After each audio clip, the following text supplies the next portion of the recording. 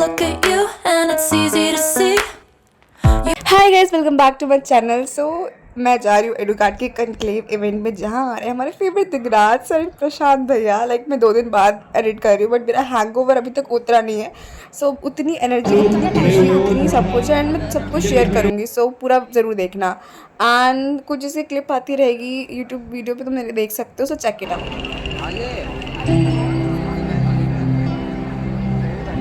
जब तक event start हो रहा था तो सब लोग, सारे क्रिएटर्स आए थे। तो मैं तो इन दोनों को ही ज़्यादा जानती हूँ एंड मैं इनकी वीडियो बहुत देखती हूँ। सो मैंने फिर डर लग रहा था कि जाऊँ कैसे जाऊँ। फिर मैं गई अपनी फ्रेंड के साथ। She was my friend, but वहीं मिली थी।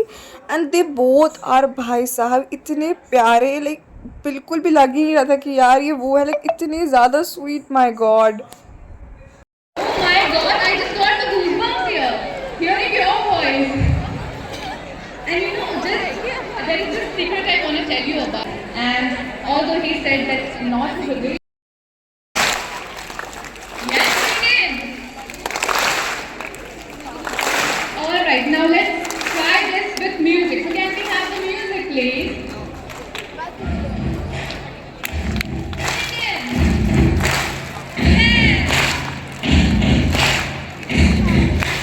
सुबह से वहाँ पे लगभग पहुँच गए थे 11 बजे तक, और 12:20 पे शुरू होने वाला था इवेंट, जो हमें भी पता नहीं था। वहीं जाके पता चला।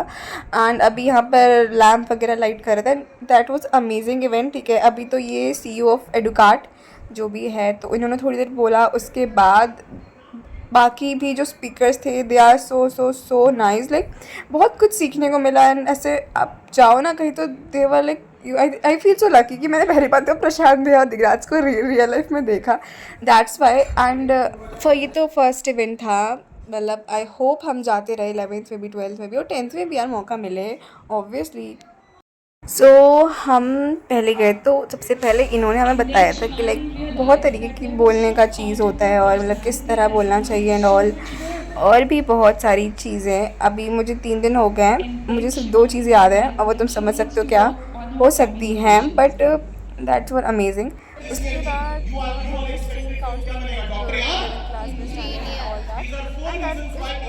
So very very very good. थोड़ा दिमाग खुला कि हाँ यार, ये भी तो हो सकता है। इट इज़ ऑल्सो पॉसिबल कि ये भी तो होता है and all. How many of you believe that manifestation is real?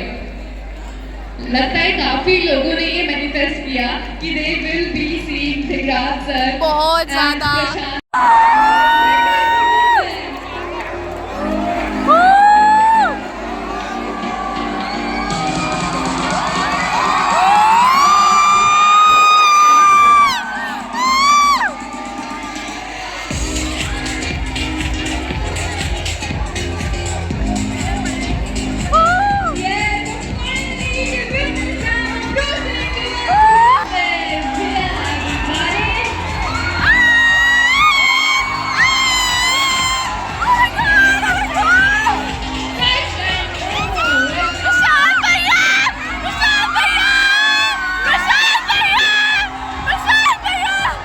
तो भाई ये चीख चिल्ला रहे, सो रियल। मैंने पहली बार देखा था and I am got so emotional.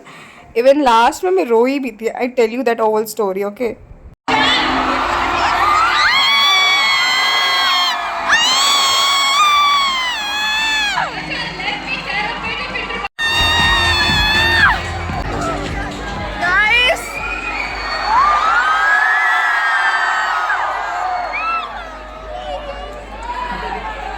हाँ भाई, एनर्जी कैसी है?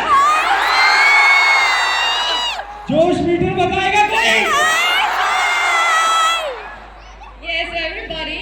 Let me give introduction की तो I know यहाँ पे नहीं है, but let me give you the introduction that part of the country, and here we are seeing him witnessing, and here we are witnessing him fulfilling his dream of providing low and free cost education everyone.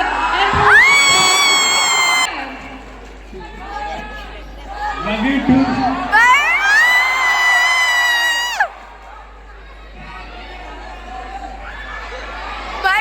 रुक जाओ।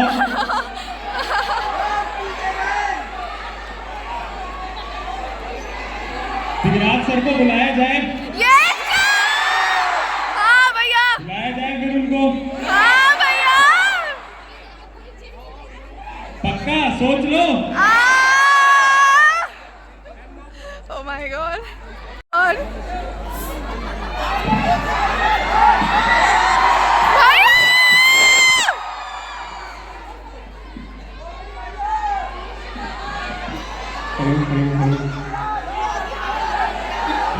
बुला रहे हैं Digraj sir को भी बुला रहे हैं, फिर बात करेंगे आपसे आराम से।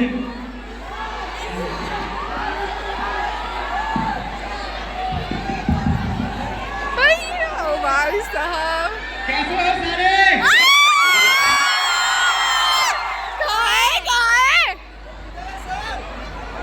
भाई साहब कहाँ है?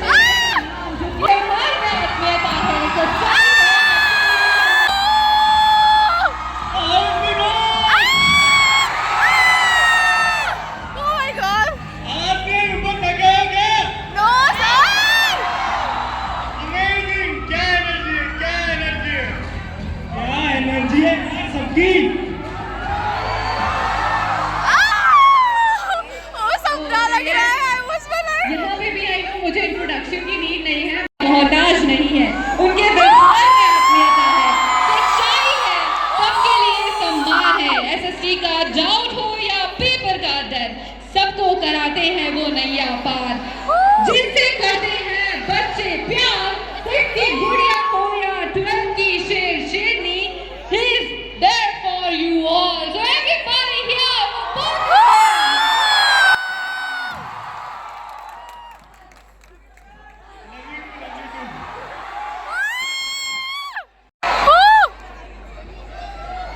क्या एनर्जी है आप लोगों की एनर्जी?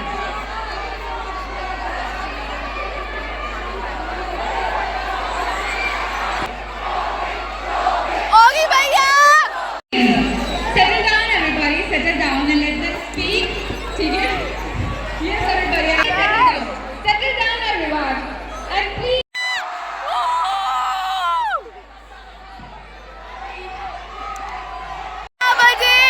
कितने बजे? 10-11 के बाद इतनी एनर्जी अभी भैया पूरी रात रुको, पूरी रात एनर्जी रहेगी। कहाँ से आए हो? सबसे दूर से कौन आया?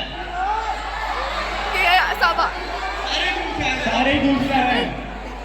सारी दूर से चले आ गए बहुत। आई वाज जस्ट एक से पूछ लेंगे, एक से। हाँ, कौन सबसे दूर आया बताओ? सभी हाथ आप खड़े करोगे, ऐसे ढूंढना होगा, ऐसे तो पता नहीं लग पाएगा, ऐसे पता नहीं लग पाएगा। चलो एक से पूछेंगे, अच्छे से पूछेंगे। आई थिंक हमारे पास बात करने के लिए इंडिविजुअली भी बहुत कुछ है। आपके प्रशांत भैया भी आपसे बहुत कुछ बात करना चाहते हैं, थोड़ी सी बातचीत कर ली जाए। हाँ यस भैया, कर ली जाए, नहीं कर ली जाए? हाँ बिल्कुल। अभी आपके दिगराज सर भी यही हैं। भाई तुम्हें पता है दिगराज सर के जहाँ सर आगे बैठने लगे मतलब सबके साथ, तो बच्चे ऐसे कूद पड़े कि उन्हें अंदर ही जाना पड़ा, तो वो मतलब सुन भी नहीं प्रशांत भैया की बातें। तो देखो, वैसे तो बात ऐसी है कि मुझसे बोला गया था कि थोड़ा टॉपर माइंडसेट पे बात करेंगे, बट मैंने सोचा कि टॉपर माइंडसेट पे आज थोड़ी ना बात करेंगे, तो आज थोड़ी सी कहानी, कुछ किस्से, उनके बारे में बात की जाए। क्या बोलते हो? यस सब लड़के, मतलब तुम स्कूल में भी बैक बेंचर, यहाँ पे भी back bencher, back bencher forever. अभी तो आगे आ जाओ यार, अभी तो यहाँ भी बैठ जाया करो, मतलब हर जगह बैक बेंच पे। पर ठीक है, बैक बेंचर हो, कोई दिक्कत नहीं है। अच्छा, बैक बेंचर से ना एक बड़ा ही अच्छा किस्सा मुझे याद आया। एक छोटी सी स्टोरी है और बड़ी इंटरेस्टिंग स्टोरी है, और आप कुछ ना कुछ सीखोगे जरूर। ये कहानी ना 3 दोस्तों की है, ठीक है? 3 दोस्त, जिनमें एक मैं, एक मेरा दोस्त रोहित, एक मोहित। सुनो, एक रोहित, एक मोहित। अब देखो, जब 3 लोग होते हैं ना, उनकी फ्रेंडशिप जो होती है ना वो बड़ी यूनिक सी होती है। क्यों? क्योंकि दो लोग में तो बात हो नहीं पाती है। तीन लोगों की फ्रेंडशिप में क्या होता है ना कि दो लोग मिलके तीसरे वाले की बेइज्जती कर रहे होते हैं, है ना? Yes sir, yes sir. तो तीन लोगों की देखो दोस्ती को तुम सब भी तीन तीन के ग्रुप में, कितने लोग आए हैं यहाँ पे तीन लोग के ग्रुप में? ग्रुप में नहीं आया बट है मेरी दोस्ती। तो तीन लोगों की दोस्ती वैसे भी बहुत स्पेशल होती है। अब ये हम तीन ही दोस्त थे, एक मैं था, एक रोहित था, एक मोहित था। अब रोहित किस किस्म का वो दोस्त जो कि जब तुम मुझे एग्जाम के टाइम पे फोन करके पूछते हो कि यार कितना पढ़ लिया, और ये जवाब देते हैं कि भाई मैंने तो शुरू भी नहीं करा, मैंने तो किताब भी नहीं खोली। और ये आदमी 50 किताब करके इसका 69 टाइम रिवीजन चल रहा होता है, बट ये बोलता नहीं है, ये कर बैठा है सब, ये बताता नहीं है ना? है ना? ऐसे टॉपर दोस्त तुम्हारे भी होंगे। हाँ। तो ऐसे ही एक दोस्त रोहित जो कि टॉपर था बट बताता नहीं। एक और दोस्त था मेरा जो कि था मोहित जो था, कैरेक्टर समझ लो बड़ा इंपॉर्टेंट है कहानी के लिए। अब जो मोहित था ना, वो स्टूडेंट्स नहीं होते जो कि एग्जाम की रात पे फोन करके उनसे ये सवाल पूछते हैं सिलेबस क्या है, कि भाई एग्जाम किसका है, कल पेपर किस सब्जेक्ट का है, ये तो बता दे, है ना? तो तुम में से भी बहुत मोहित होंगे यहाँ पे, है ना? बट देखो अब ये मोहित के किस्से यहाँ पर समाप्त नहीं होते। मोहित का लेवल समझाने के लिए तुम्हें एक एग्जांपल देता हूँ। मोहित को एक ट्रिक पता चल गई थी स्कूल के अंदर, अगर वो घर के कपड़े उसे पहन के जाने हैं तो उसे बस एक काम करना है। वो काम क्या है? बोल देना है कि आज तो मेरा बर्थडे है। एक रात से ने कहानी वो बताई थी। महीने में 3-4 बार अपने बर्थडे बना रहे। पकड़ा वो उस दिन गया जब इंग्लिश के टीचर ने उसको बोला तेरा कल भी बर्थडे था, आज भी बर्थडे है, कितनी बार मनाता है भाई तू, एक बार बता दे। तो उस दिन वो पकड़ा गया। बट देखो मोहित उससे भी बहुत कहीं हाई लेवल पे था। जैसे कि एक बार मोहित मेरे पास आता है और मेरे से बोलता है कि यार भाई मुझे ना चीटिंग करनी है एग्जाम में। सबने करी है थोड़ी बहुत, तो बहुत बहुत बहुत ज्यादा। थोड़ी बहुत करते हैं, है ना? तो अब वो मुझसे आया कि यार कुछ कुछ बता दे। मैंने कहा यार तुझे मैं बताता हूँ साइंटिफिक तरीका, चीटिंग का टेंशन क्या लेता है ना? तो नहीं सुनो। तो मैंने उसको बोला कि देख तुझे क्या करना है, पेपर के अंदर होंगे 25 सवाल, उसमें से जो एक सवाल जो तुझे आता है जो 5 नंबर का है उसको तू एक बार शुरू में अटेम्प्ट कर दे। कल बताया था, कल परसों बताया था। अगर किस्मत हुई तो आपके टीचर चेक करेंगे और दोनों 2 बार मार्क्स दे देंगे। 5-5 10 नंबर हो गए, है ना? इसको ट्राई मत करना, ठीक है? तो मैंने उसको ट्रिक बता दी। मैंने कहा दोस्त है अपना यार बता देता है ट्रिक। मैंने उसको ट्रिक बताई। अब एग्जाम हो गया उसका। मैंने कहा कैसे नंबर आए यार? कहता है भाई फेल हो गया। मैंने कहा कैसे फेल हो गया? तो वो बोलता है कि भाई मुझे ना पूरे पेपर में एक ही सवाल आता था, उसको 25 बार अटेम्प्ट करके आया, टीचर ने नंबर ही नहीं दिए। मैंने कहा यार नकल में भी अकल की तो जरूरत पड़ती है, उसमें भी बहुत आवश्यकता है अकल की। तो ये उस लेवल का इंसान था जो कि जिंदगी में हमेशा खुश रहता था, स्पोर्ट्स खेलता था, पढ़ाई में उतना खास नहीं था। अब कहानी क्या हुई कि एग्जाम पास आ रहे थे। एग्जाम जैसे जैसे पास आए तो जो रोहित था ना पढ़ने वाला, उसको क्लास में एक लड़की पसंद आ जाती है। शूटिंग मत करो, सुनते हो। अब भाई हमारा दोस्त, हमारा कर्तव्य है उसको समझाना। अब उसको ये बात समझ नहीं आई कि उस लड़की को रोहित पसंद नहीं, बट रोहित के टॉपर वाले नोट्स पसंद हैं। हमारा कर्तव्य था समझाना, हमने तो समझाया, बट बोलते हैं ना कि प्यार में लोग अंधे हो जाते हैं। तो उसके साथ भी ऐसे ही नहीं। तुम अब क्या हुआ आगे? एग्जाम पास आ गए थे। एग्जाम वाली रात सुबह 7 बजे हमारा एग्जाम है, इमेजिन करते चलो 7 बजे सुबह हमारा एग्जाम है। मोहित मुझे कॉल करता है, मोहित मुझसे बोलता है भाई कुछ नहीं पढ़ा है। मैंने कहा मैंने भी नहीं पढ़ा है। उसने बोला मैं तेरे घर आ रहा हूँ, मैंने कहा घर पे आ जा। वो घर पे आया मेरे 12 बजे। उसके बाद हमने ऑनलाइन देखकर एक बेस्ट स्ट्रैटेजी बनाई, एक बेस्ट प्लानर बनाया कि भाई कैसे हम अपने सिलेबस को खत्म करने वाले हैं। सब कुछ लिखा, पूरी रिसर्च करी और उसमें हमें पता चला कि हमारा सिलेबस 3 घंटे के अंदर पूरा समाप्त हो सकता है। उसके बाद मोहित मेरी तरफ मुड़ के देखता है और बोलता है भाई पेपर में तो 6 घंटे हैं और सिलेबस 3 घंटे में पूरा किया जा सकता है, तो क्यों ना 3 घंटे के अंदर थोड़ी सी नींद ले ली जाए। अब उस दिन ना मैं 2 बातें सीखा।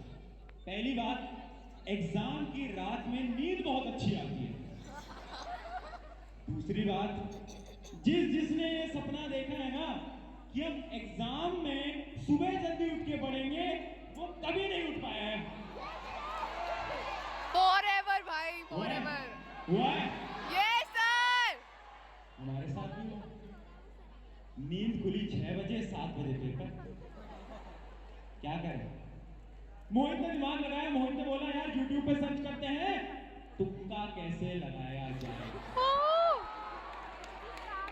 उस समय बहुत साल पुरानी बात है, ऐसा कुछ हमें मिला नहीं, हम बहुत डिसअपॉइंटेड हो गए। हमने कहा ठीक है अब जो होगा एग्जाम के अंदर देखा जाएगा, जो होगा देखा जाएगा। हम चले गए एग्जाम के अंदर पेपर देने। अब मैं बैठा हूं, पीछे रोहित पढ़ने वाला, साइड में मोहित। अब जैसे ही पेपर मेरे हाथ में आया, मैंने पेपर को देखा, पेपर ने मुझे देखा। हम दोनों को समझ आ चुका था कि मुझे पूरे पेपर में एक सवाल आता है। मैंने मोहित को देखा, मोहित ने मुझे देखा और फिर मुझे खुशी हुई क्योंकि उस पूरे एग्जाम हॉल के अंदर एक ऐसा लड़का था जिससे मुझसे भी कम आंसर आते थे, वो था मोहित। उसको एक भी नहीं आता था। उसकी शक्ल बता रही थी। अब ठीक है, पेपर हम दिया। अब पेपर के आधे घंटे बाद ना एक ऐसी आवाज आई जो कि स्टूडेंट की जिंदगी की सबसे इरिटेटिंग आवाज है, और वो आवाज आई पीछे से जिसमें की आवाज आती है मैम एक्स्ट्रा शीट। ये आवाज सुन के जो गुस्सा आया, पीछे मुड़ के देखा, मारो तो वो पकड़ के हाथ साले को। था हमारे दोस्त। उस इंसान ने 4 शीट भरी, 4 शीट, पता नहीं क्या लिखा, पर वो लिखता गया, लिखता गया, लिखता गया। अब यहां तक हो गया सब। फिर हमारा क्या होता था कि रिजल्ट जो होता था ना, वो एग्जाम का एक रिजल्ट बोर्ड होता था, वहां पर लगाया जाता था। तब क्या हुआ, मैं यहां पर खड़ा हूं, मेरे साइड में रोहित, मेरे साइड में मोहित, हम तीनों रिजल्ट देख रहे हैं। शॉकिंगली जो रिजल्ट आया हमारा, वो आया 90%। अकेले का नहीं, तीनों को मिला के, तीनों को मिला के 90 आया। रोहित के 70, मेरे 10, इसके 10, मिला के हो गए 90। अब आ गए तो आ गया स्कोर। मैंने फिर मोहित को देखा, हम दोनों बहुत उदास थे, बट हमसे ज्यादा उदास एक और आदमी, मोहित, मोहित। वो क्लास का टॉपर है। इस रोहित। बार पता है टॉप किसने करा? कोई गैस कर सकता है? कोई गैस कर सकता है? कौन कौन? उसी लड़की ने। उसके नोट्स यूज करती थी। समझ पाए? तब हमने समझाया रोहित को, अब तुझे समझ आ रहा है ना, बट ठीक है। यहां तक सब सही था। अब रिजल्ट बेकार आया। अब ठीक है, बुरा तो लग ही रहा था, अंदर से बहुत ज्यादा गिल्ट फील हो रहा था, ऐसा लग रहा था कि कुछ नहीं हो पाएगा। और उसके बाद मैं जाता हूं अपने घर। मेरे पेरेंट्स को रिजल्ट के बारे में पता चलता है और वो ना बहुत सारी ऐसी चीजें बोलते हैं जो कि बहुत ज्यादा पेनफुल होता है। क्या तेरा कुछ नहीं हो सकता, तू एकदम नालायक है, तू एकदम बेवकूफ है, तेरे से कुछ भी नहीं हो पाएगा।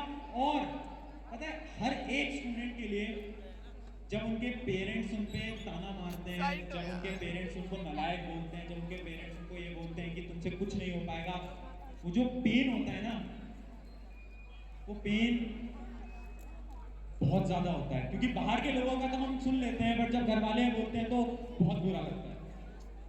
मुझे भी बहुत बुरा लगा और उसके बाद मैं परेशान हुआ और मैंने सोचा यार ऐसा करता हूँ कि वो जो लड़का था ना मोहित यार, उसके घर जाता हूँ, क्योंकि वो तो हमेशा खुशी रहता है, वो तो हमेशा हैप्पीनेस के साथ रहता है, उसके चेहरे पे हमेशा स्माइल रहती है। मैंने जल्दी से स्कूटी ऑन करी और मैं गया उसके घर पे। मैं उसके घर गया तो पता है मैंने क्या देखा, वो जो मोहित था वो रो रहा था, उसके आंखों से आंसू आ रहे थे। वो देख के मुझे इतना शॉक लगा, क्योंकि मैंने अपने बचपन से जब से भी हम मिले थे मैंने उसको कभी रोता हुआ नहीं देखा था। और मैंने पूछा उससे कि यार एक एग्जाम था, क्या हुआ, एक एग्जाम की वजह से इतना क्यों परेशान है? और वो बोलता है कि नहीं यार एग्जाम की वजह से परेशान नहीं हूं। जो मोहित था ना, उसके बहुत साल पहले पिता की डेथ हुई थी, बहुत साल पहले, जब वो एकदम छोटा था। और वो सेम डेट थी जिस दिन उनके पिता की डेथ हुई।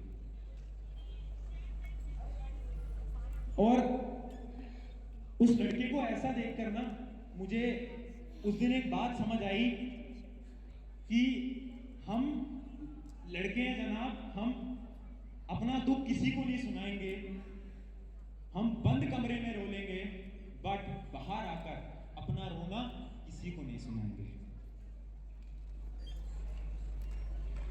बॉयज की जो फीलिंग है वो किसी के साथ शेयर नहीं कर पाया। इतने समय से चीजों को अपने अंदर दबा के रखता था, रात को अकेले रोता था, बट बाहर आके वही हंसमुख वाला अपना मोहित जो कि स्पोर्ट्स खेलता है, उसे दुनियादारी से कोई मतलब नहीं है, बट रात को जाकर रोता है। और उसके बाद मोहित ने ना मुझसे एक ऐसी लाइन बोली जिसने कि मेरी थिंकिंग बदल दी। उसने मुझसे बोला कि यार काश मैं अपने पिता के साथ और समय बिता पाता, काश मैं अपने पिता के साथ वक्त बिताता, और काश उन्हें मैं एक बार गले लगा पाता। और मैं जो कि उसी समय पर अपने पेरेंट्स से लड़के आया हूं उसके पास, मुझे रियलाइज होता है कि यार जो पिता होते हैं ना उसकी अहमियत उस दिन समझ आती है जब वो आपके साथ नहीं होते।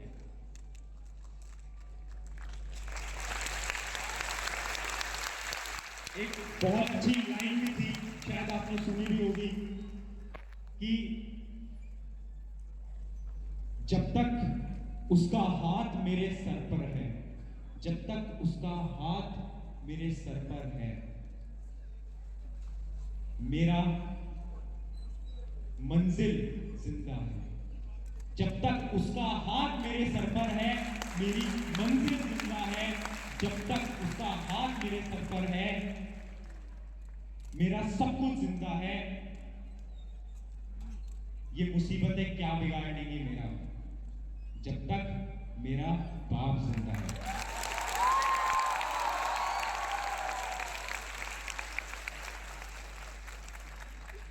और उस दिन कहीं ना कहीं मुझे ऐसा लगने लगा कि यार जो आपके पेरेंट्स होते हैं ना, वो हमारे लिए इतने एफर्ट्स लगाते हैं, बट कहीं ना कहीं उन सारे एफर्ट्स को नेग्लेक्ट कर देते हैं। आपके पापा एक वो इंसान है जो कि शायद आपको पढ़ाने के लिए अपने जीवन में इतने सेक्रीफाइसेस कर रहे हैं, बट उनके जो सेक्रीफाइसेस है ना वो हम देख नहीं पाते और ना ही वो कभी बताते हैं। ये रियलिटी है।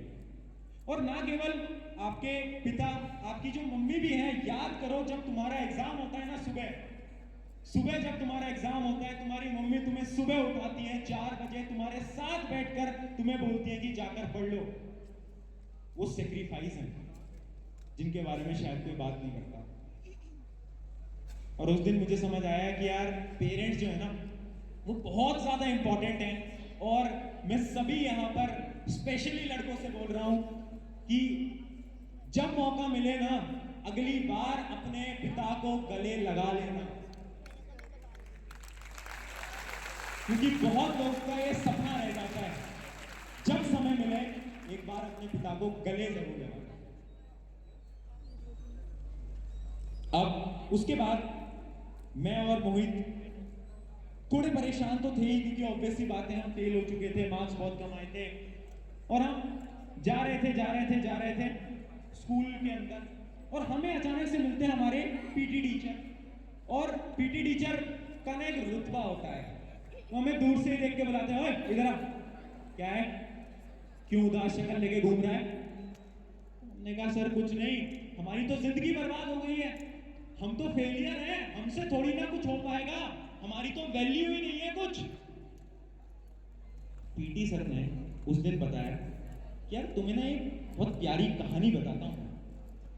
एक बार ना एक किसान था, उसको एक पत्थर मिलता है, एक इंसान आता है और उसको बोलता है कि यार ये पत्थर जो है ना, मैं तुझे 10 रुपए दूंगा, ये पत्थर मुझे दे दे।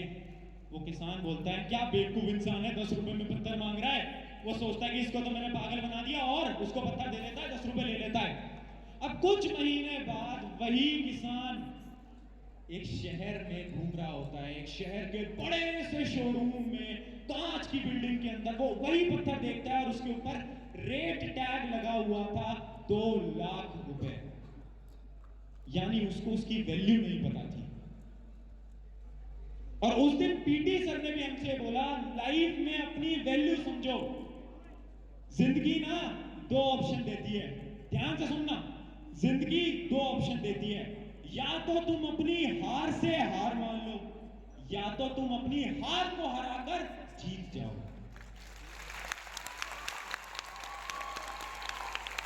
ये 2 ऑप्शन तुम्हारे पास हमेशा होंगे अपनी जिंदगी के अंदर,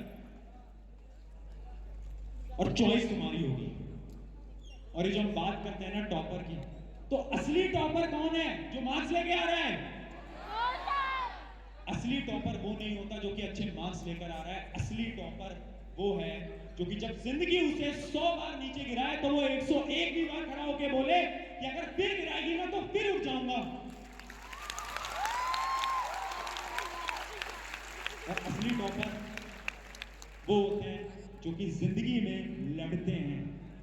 यहां पर मैं सबको इतना बोल रहा हूं कि मार्क्स कैसे आते हैं, जीवन में लड़ाई नहीं रुकनी चाहिए, फाइट करो और अपनी प्रॉब्लम्स को डिफीट करो।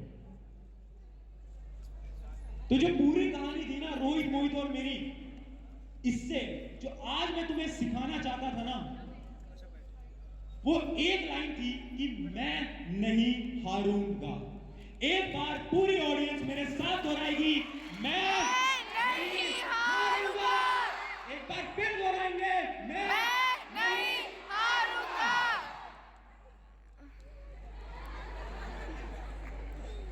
आई होप इससे आपको कुछ सीखने को मिला होगा। अच्छा, एक चीज तो मैं तुम्हें बताना भूल गया, पता है तुम्हें, जब मैं अब हम जिंदगी में हम रोहित मोहित मैं तीनों ही अच्छा कर रहे हैं, जब मैं YouTube पे आया, YouTube पे वीडियोस बनाना स्टार्ट करा, आप लोगों ने बहुत सारा प्यार दिखाया, तो उसके बाद पता है मैंने पहली वीडियो कौन सी बनाई? मैंने बनाई एग्जाम में तुक्का स्ट्रेटेजी।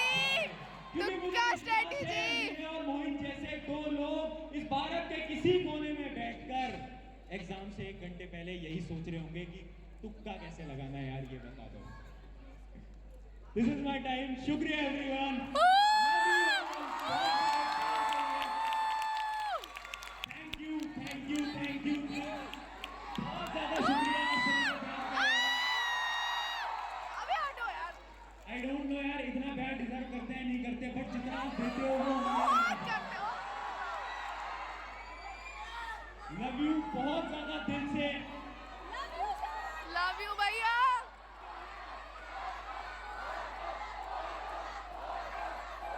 करेंगे बिल्कुल। चलो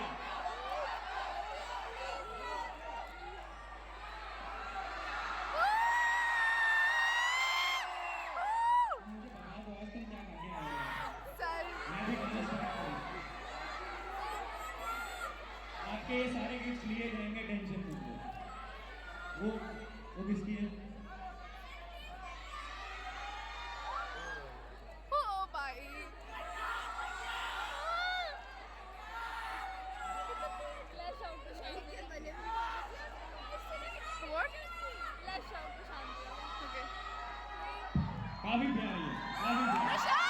भाई मुझे लगता है इवेंट में सबसे बड़ी गलती ये हुई क्योंकि दिगराज सर प्रशांत भैया ने फ़ोटो के लिए हाँ बोल दिया। अगर जब बच्चे पूरी भाई पूरा क्राउड कोई दिगराज सर को सुन ही रहा, जैसे ही मतलब प्रशांत भैया ने जैसे ख़त्म किया, इवन दिगराज सर ने तो बोलने मतलब बच्चों ने बोलने दिया, दे वाज स्टार्ट तब like photo photo photo photo photo, जो पॉसिबल नहीं थी because they are around 2000 student, 2000 बच्चों पर नहीं थी। बट जब वो हुआ तो भाई लास्ट में बताती हूँ मैं क्या गंदी वाली भसड़ मची थी। पहुंच जाएंगे तो प्रशांत प्रशांत भैया बस एक शाउट भाई। प्लीज बैठ जाओ क्योंकि दिगराज सर को भी आना है, एक बार बैठ जाओ।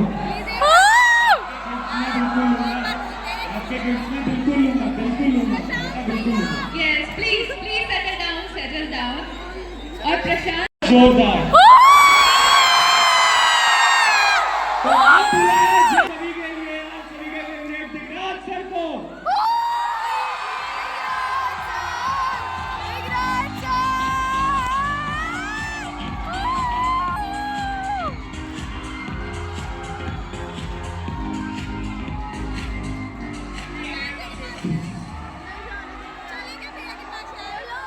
नहीं जा सकते यार, सिक्योरिटी गार्ड से नहीं जाने देंगे।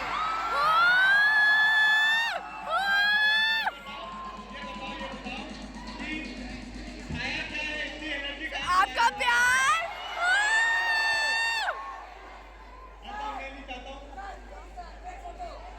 सब फोटो सर, एक फोटो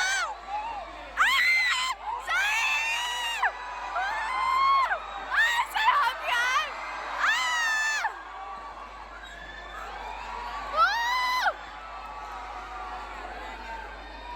सर हम रह गए, सर हम रह गए। सुनो मेरी बात सुनो।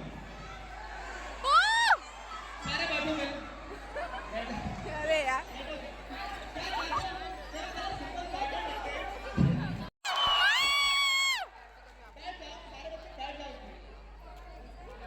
ऊपर नीचे सबको हाय। ओ भाई बैठो तो सही, बहुत सारी बातें करना है। मैं क्या कहना चाह रहा हूँ, मैं ये कहना चाह रहा हूँ कि देखो क्या हो रहा है ना, these type of events are very rare। साल भर ऑनलाइन पढ़ाते हैं, रेयरली साल भर में 2 या 3 बार ऐसे इवेंट्स होते हैं जिसमें बच्चों से मिल पाते हैं। तो मैं पर्सनली मेरा स्वार्थ देखूं और बताऊंगा तो मैं तो वो एनर्जी लेना चाहता हूँ आप लोगों से, वो चेहरे पे मुस्कान, वो आंखों की चमक, वो चीज मुझे लेने दो, मेरे इससे की हो। और तुम लोगों के साथ जो बातचीत करना है वो बातचीत करते हैं। तो आराम से सेटल डाउन हो जाओ, बैठो, सुनो, समझने के लिए बहुत कुछ है, वो डिस्कस। यार साइन क्या करोगे, मेरा साइन नहीं होगा, मेरे बैंक में पैसे हैं थोड़े से, रिस्क नहीं ले सकता मैं साइन देने में। बैठो तो सही, बैठो, settle down, please settle down. Photo भी लेंगे, फोटो भी लेंगे, सुनो तो मैं जा रहा हूँ। दिगराज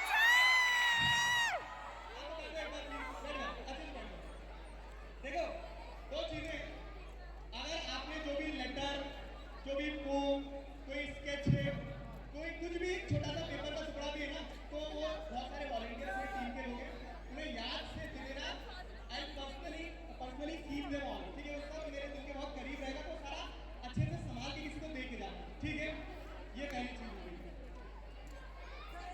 ये दे दो, और दे दो, मेरे पास सारा आ जाएगा, सारा आ जाएगा।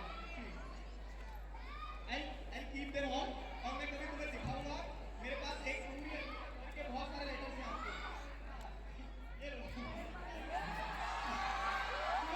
बात तो सुन लो, मेरी बात तो सुन लो। आज का एजेंडा जो है, तो अब मैं यहाँ बैठ के सुनना चाह रहा था कि आपके दोस्त आ गया, आपके साथ में क्या बात थी, लेकिन आप लोग मुझे यहाँ बैठने नहीं दे रहे थे। ठीक है, thank you very much, thank you for everything, thank you very much. मैं कुछ बात करना चाह रहा हूँ, वो तो सुन लो। तो आज का एजेंडा, जैसे कौन से सेशन को आपने सबसे ज्यादा एंजॉय किया? सर आपका, सर आपके लिए आए हैं। ठीक है, तो बहुत सारी लर्निंग थी। आई होप ये पूरा जो एडुकार्ड कॉन्क्लेव था, ये आपके लिए बहुत सारी लर्निंग्स लेकर आया।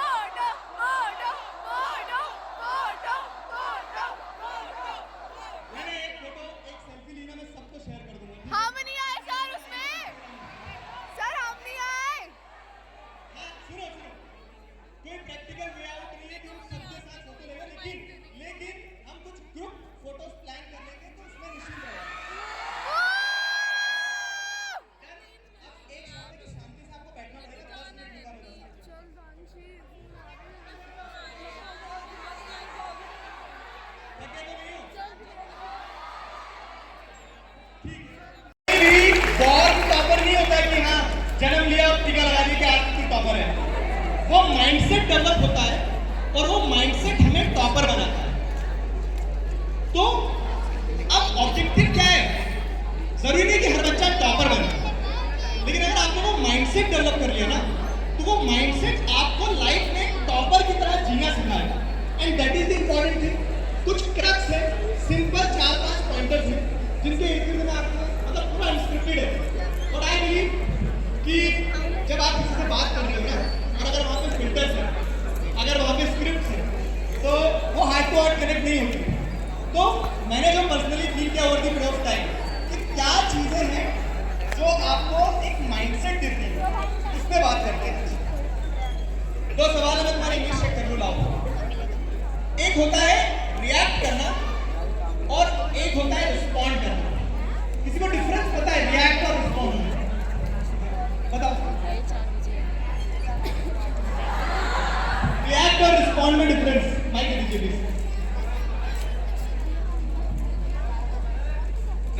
पहले तो नमस्कार आपको। सर, रिएक्ट करने का मतलब होता है कि हम किसी सिचुएशन पे एक इमीडिएट रिएक्शन कर रहे हैं, हम कुछ सोच नहीं रहे। परंतु जब हम रिस्पॉन्ड करते हैं तो उसमें सोचना होता है, समझना होता है, प्रोसेस उसके बाद। परफेक्ट, सही है, एब्सोल्युटली करेक्ट। पहली बात सारे बच्चे कवर कर रहे हैं।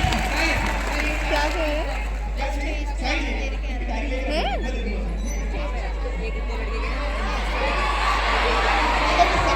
अरे यार फिर मेरे पास मैं जा रहा हूँ। तो देखो ही पॉइंटेड इट राइट कि रिएक्ट वो होता है, जैसे कि क्या होता है रिएक्ट फॉर एग्जांपल, वो क्या, तो आपने क्या कर रिएक्ट कर दिया कि लग भी सकता है हुआ, ये सारी चीजें आपने कैलकुलेट नहीं करी। और एक होता है रिस्पॉन्ड करना। रिस्पॉन्ड कैसे किया जाता है?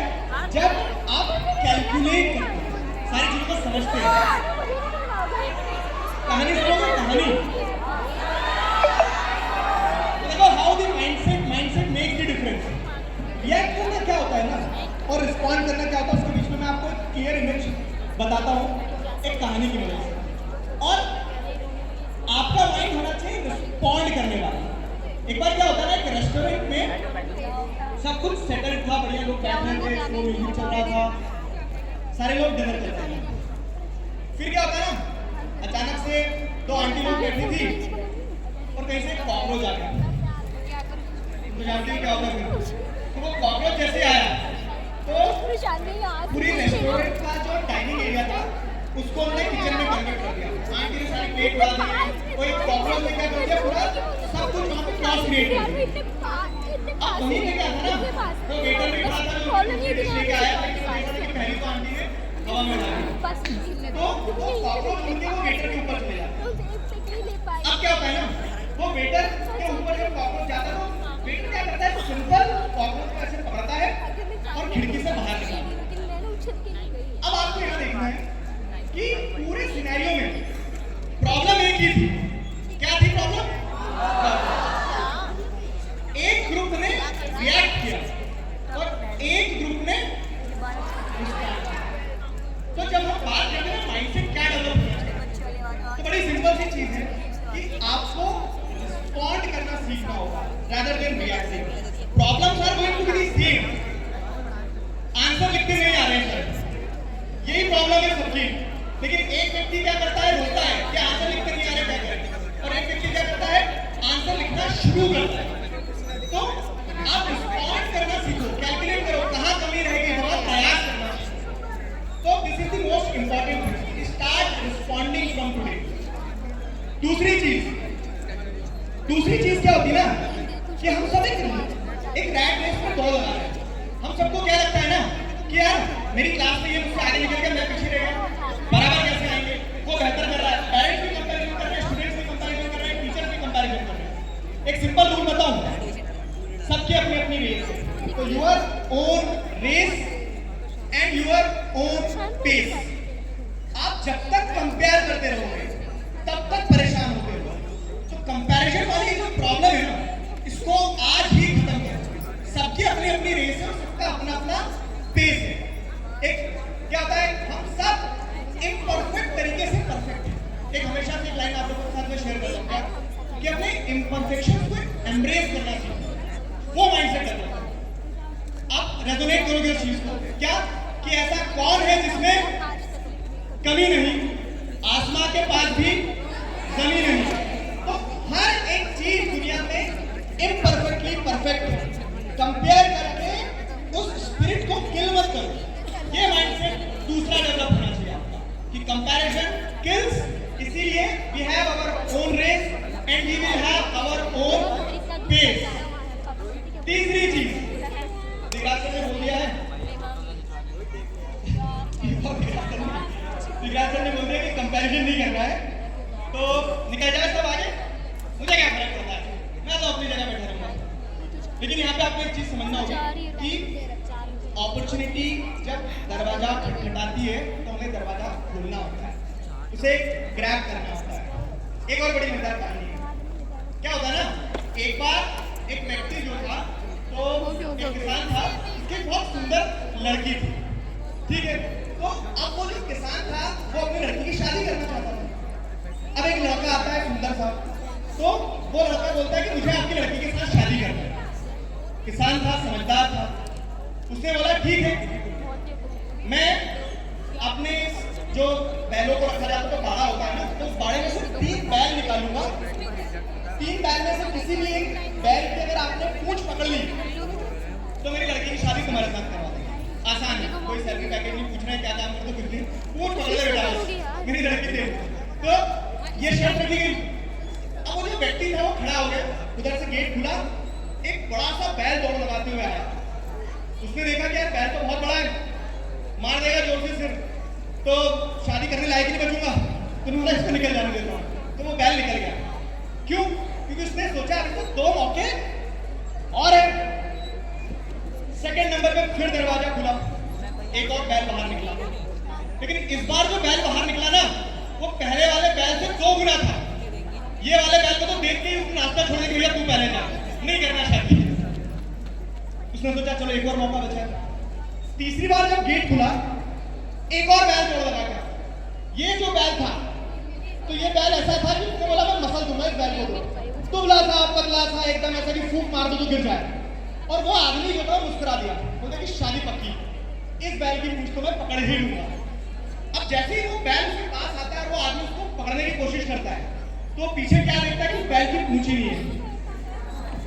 क्या सीखे तो जो मैं बता रहा हूं कि अगर हम बैठे रहेंगे ना, तो वहां पे भी एक समस्या है कि अपॉर्चुनिटी जब हमारे सामने आती है तो हमें उसे क्या करना होगा, ग्रैब करना होगा। तो हमें कंपैरिजन नहीं करना है, हमें अपनी लेन में चलना है, लेकिन जब मौका आए तो उस मौके पे चौका मारना भी जरूरी है। कितने कितने कितने माइंडसेट ये मोमेंट अच्छा था, बट हमें बहुत जेलस हो रहा था कि ये गलत बात है, ये बहुत ज़्यादा गलत बात है।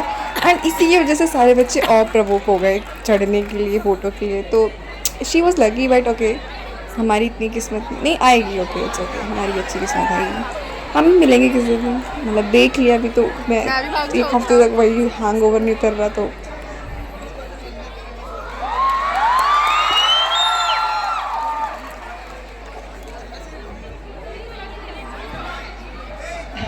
सबसे मिलेंगे, सबसे मिलेंगे, बस खत्म हो रहा बात।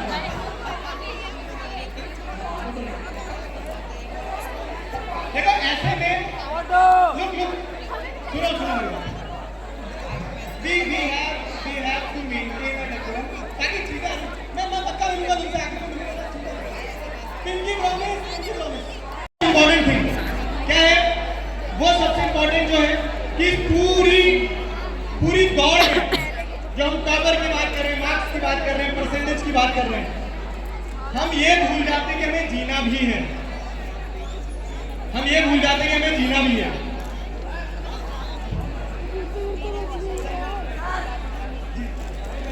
सुनिए सर, एक्चुअली मेरी बात सुनिए, मैं खुद चाहता हूँ कि मैं पर्सनली हर एक बच्चे से मिलूं, लेकिन वो प्रैक्टिकली कैसे पॉसिबल होगा?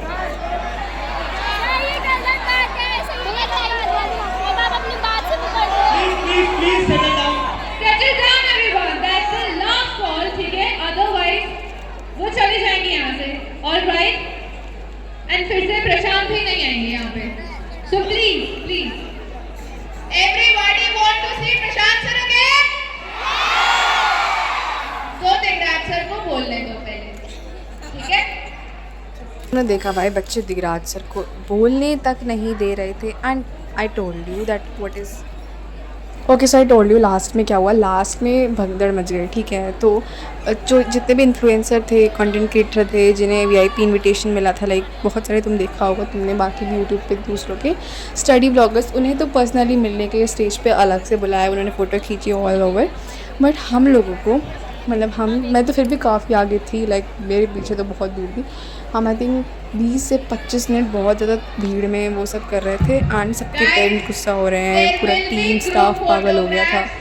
एंड लास्ट में जब मैं स्टेयर्स के बगल खड़ी थी, मुझे पुलिस का एंड दे वाले की ख़त्म जाओ, एंड मेरे जस्ट बगल से प्रशांत एंड दिगराज सर गए and that was the I was cried that time bro. What we have planned, सुनो हमने कुछ प्लान किया है कि एक बार लड़कों की अपनी मस्ती अलग है, तो हमने कुछ प्लान किया कि एक बार ही खत्म हो जाए, we'll have group photos with everyone, हम ग्रुप फोटोज लेंगे, then तो कहानी ऐसी है कि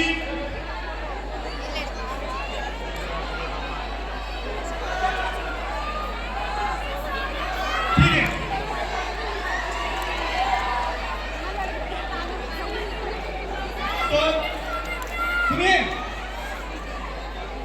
the last and the most important thing जो हम बात कर रहे हैं, देखो एक सिंपल चीज है, इस बेटर भी यहाँ तो मैं चले जाऊँ तो फिर ऐसा होगा कि हमारा इवेंट है सक्सेसफुली कंप्लीट हो, या फिर ऐसा क्या उसको कुछ आगे बढ़ाना चाह रहे हैं, तो last most important thing is क्या कि इस पूरी दौड़ में क्या हो रहा है ना, इस पूरी दौड़ में, इस पूरे कंपैरिजन में हम लोग जीना भूल जाते हैं। एक सवाल है, नॉस्टैल्जिया और एम्बिशन, समझते हो दोनों शब्द कितनी इंग्लिश आती है? Yes sir. नॉस्टैल्जिया और एम्बिशन दोनों में क्या डिफरेंस है? कोई एक बच्चा आंसर दे सकते हैं, बताओ। दोनों में डिफरेंस है, एक फोटो सर नॉस्टैल्जिया और एम्बिशन दोनों में क्या डिफरेंस है? कोई इधर से बताएगा क्या? नॉस्टैल्जिया और एम्बिशन दोनों में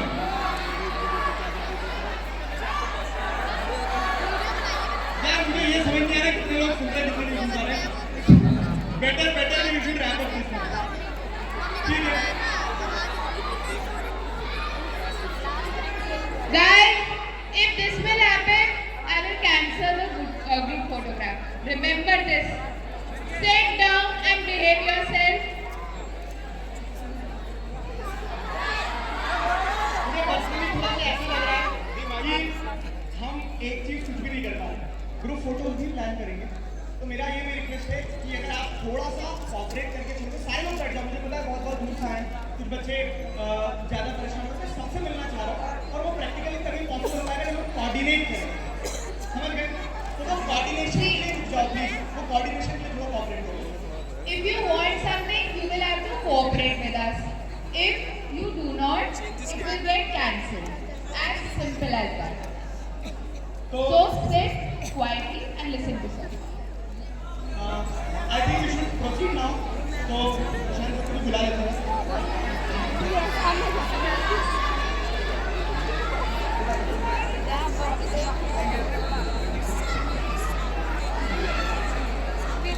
तो भी आपसे कॉमनली कुछ डिस्कस करना चाहते हैं। अब दुनिया में क्या गिरा तुम? बताओ, तुम्हारी हम सुन ले, चलो।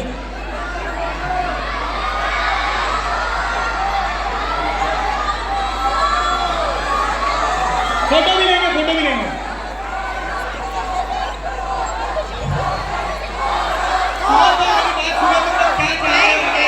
प्रशांत सर को बुलाओ, पहले तब फोटो होगी। बुलाओ। प्रशांत भैया।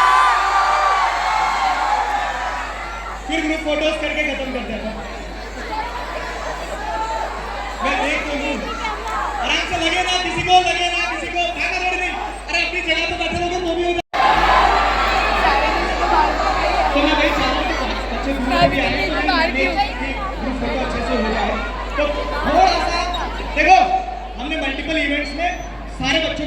फोटोज लिए तुमने क्लिप देखे होंगे नहीं ली है।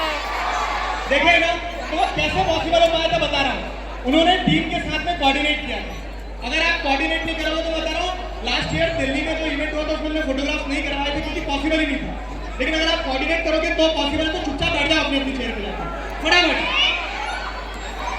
फटाफट। दिखता नहीं है, बहुत सारे खड़े हो जाते हैं तो।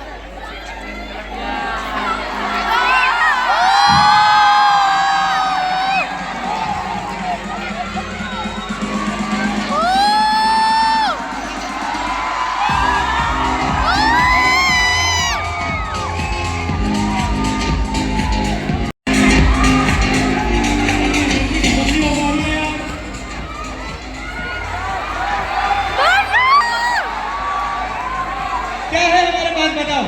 थोड़ा सा बैठ जाओ। सबके गिफ्ट नहीं लिए क्या? गिफ्ट ले लिए सबके? बच रहे हैं? अभी ले लेंगे, अभी ले लेंगे, अभी ले लेंगे, अभी ले लेंगे।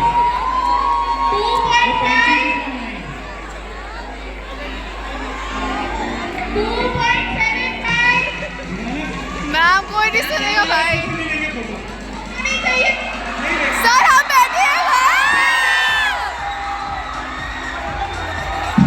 जगह लग जाएगी किसी को।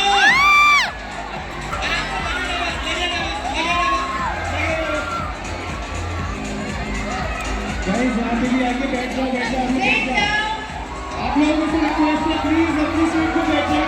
ये हमारी किस्मत नहीं है। बेटा वीर, get them out of here and we'll disperse. You will not get anything. Sit down.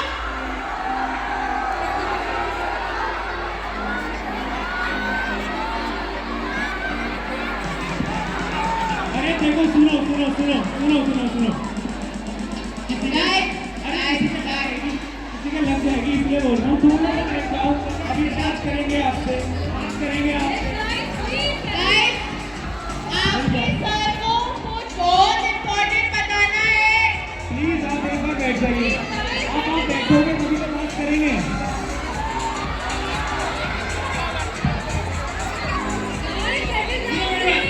सुनो, तुम लोगों को ना मार पड़ेगी, बहुत हो गया तुम्हारा। भैया मार ही दो भाई। अरे यार सुनो, एक चीज है, 2 मिनट में गाना बंद कर दो। मैं बोल रहा हूँ, हमने प्लान किया कि कुछ चोट लग जाएगी, आप लोग को नहीं समझ में आ रहा है। नहीं, you don't have any respect for everyone here. अभी पेरेंट्स को नाम देकर बोला था, आपके पेरेंट्स को behave कर रहे हैं। Yes or no? You like your parents to see you the way you are right now? जो yes बोल रहे आगे आ जाओ, मैं भी बाहर निकाल रहा हूँ। 5 minutes. Can I ask for 5 minutes? You guys are proud students of CBSE class 9 to 12. This is not what I expect from you guys. You're not from UP board. क्या मतलब इसका? थोड़ी सी रिस्पेक्ट रखिए। Can I have pin drop silence for 5 minutes? Respect these two guys here. They come all the way for you guys. You are disrespecting him. Mark my words. Can I have pin drop silence? Yes or no? Here we go. Fight, एकदम fight. Pin drop silence.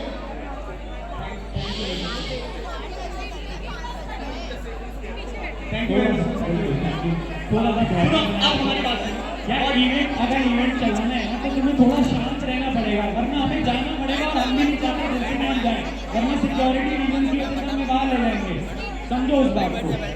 देखो, practically possible सबसे मिलने उस case में जब आप सब शांत रहेंगे।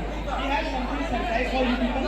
एक बार वो सरप्राइज हम आप लोगों के साथ में रिवील करना चाहेंगे। Then we will have photo session. That's it. तो आप शांति से बैठे रहो, ठीक है? साइंस में बढ़ा दूँगा। मैंने वैसे भी चालू कर दिया साइंस। नौकरी गाड़े मेरी, बायोलॉजी मेरा फेवरेट सब्जेक्ट है। तो फिर इसमें मैं बढ़ा दूंगा। Look, we have something transformative, something unimaginable, something which was not planned before.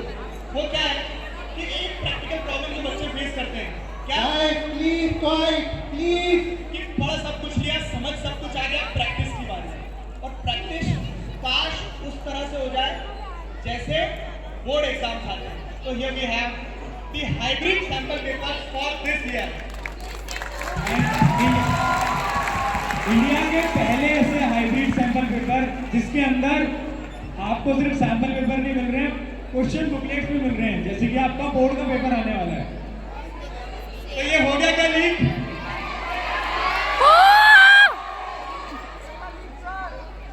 प्रशांत भैया को लीकर्स ऑफ सीबीएसई क्यों बुलाया जाता है? किसी रीजन से बुलाया जाता है। इस टाइप का पेपर्स भी आपको इसके अंदर मिल रहे होंगे, इवन आंसर बुकलेट्स भी आपको इसके अंदर मिल रही हैं। और सबसे इम्पोर्टेंट लेकिन इसमें है कि आपको इसके ऊपर प्रैक्टिस करना होगी, प्रैक्टिस करनी है। You will feel the difference. क्या होता है ना, जितनी अच्छी नेट प्रैक्टिस होती है उतना अच्छा परफॉर्मेंस होता है। तो it's all about net practice, और वो नेट प्रैक्टिस आप बहुत बेहतर कर सकते हो with the help of this hybrid sample paper. जब बोर्ड का एग्जाम आता है ना, तो जब आप एग्जाम देने बैठोगे ना तो बहुत ज़्यादा प्रेशर फील होगा और लगेगा कि एक ऐसा इन्वायरमेंट है, एक नई सी आंसर शीट है। तो वो जो प्रॉब्लम्स थी ना प्रेशर वाली, वो कैसे एलिमिनेट हो सकती हैं? वो इसकी मदद से हो सकती हैं, क्योंकि ऐसी सेम आंसर शीट आपको बोर्ड के अंदर मिलेगी, पेपर सेम मिलेगा। तो अगर आप घर पे प्रैक्टिस कर लोगे तो ऑटोमेटिकली वो प्रेशर वाली प्रॉब्लम आपकी खत्म हो जाएगी। ठीक है, तो I hope this product will be very fruitful for you. आपके बोर्ड एग्जाम्स में this is going to be the game changing for you. We wish you all the best for your board exams. हम लोग आपसे बहुत सारी बातें करना चाहते थे, लेकिन अब क्योंकि इतना टाइम हमारा क्लासरूम मॉनिटरिंग में चले गया तो विल रैप अप दिस। लेकिन अब एक चीज़ है, सब अपने अपने कैमरा में से पहले जो टाइमर लगा के रखो ना, और स्नैपचैट वाले फिल्टर वो हटा लेना। ब्रीफ कर दिया क्या टीम को? हाँ, ऑल ब्रीफ। किसी ने फोटो खिंचवाने के लिए वो समय कराना कि भैया एक फोटो नॉर्मल कैमरे से, एक स्नैपचैट से। तुम्हें पकड़ लूंगा मैं यहीं पे, फिर ध्यान रखना इस बात को।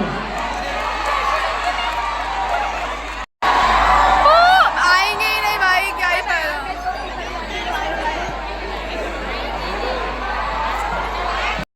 ये पता है आप कितनी प्लानिंग करते हैं कि 18 साल में ये करेंगे, 21 में ये करेंगे, 25 में ये हो जाएगा, 26 में 28 बच्चे। But this is how the life is, बिल्कुल अनप्लान्ड। तो उसको अनप्लान्ड तरीके से जीना है, लेकिन यहाँ पे नहीं, यहाँ थोड़ा सा पेशेंस करके बैठ जाओ यार प्लीज। अब कितनी बार बोले तुमको बैठने के लिए, तुम नहीं बैठ पा रहे हो। बैठ तो जाओ। प्लीज बैठ जाओ। मतलब कहाँ से शुरू करें? We are starting from left right. कहाँ से स्टार्ट करना है? भैया नंबर आएगा यार, तुम रुक तो जाओ।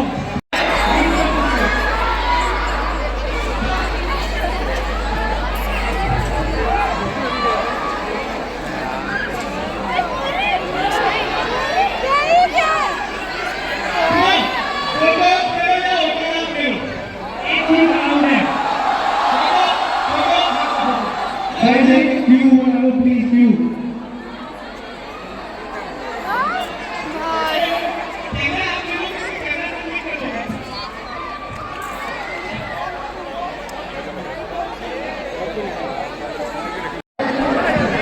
मत कराइए ऐसे।